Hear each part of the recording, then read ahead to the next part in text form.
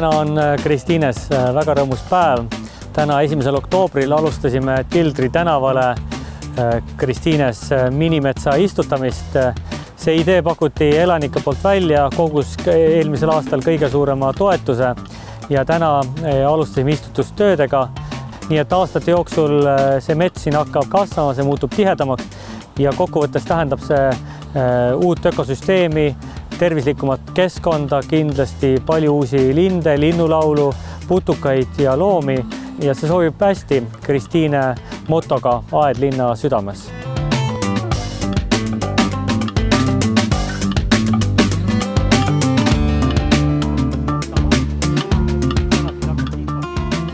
Selle idee ongi, et on kohalik taimede tihe mets, mis toodab siis rohkem kui topelt õhku, puhastab ja toob kohalikku liigirikkust.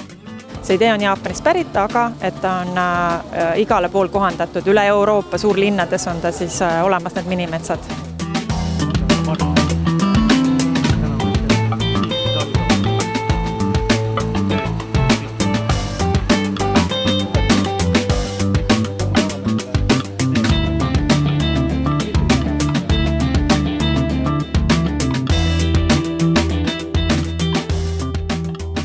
Idee on tulnud kaasava eelarve raames ja tore on näha, et haljastust nüüd rajataksegi kellegi linnakodaniku mõtte järgi. Me loome tegelikult justkui inimese poolt sellist võsa. Ja ma loodan, et sellel alal saab olema tore nii aktiivsust otsival inimesel kui ka üksi olemise nurki ja kindlasti saab see olema üks suurepärane koht, kus paljud linnud omale pesakoha leiavad või teised väiksemad elanikud. Nii et aitab kindlasti kaasa ka elurikkuse tõusule meie linnas.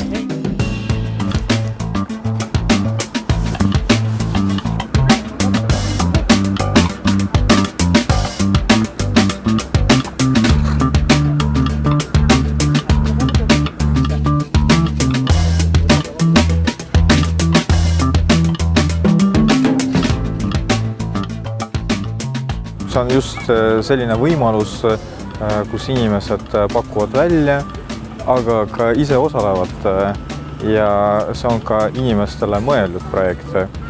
Loomulikult on hea meel tõdeda, et minimetsa projekti realiseerimine läheb kokku ka üldise Tallinna rohelise kontseptsiooniga.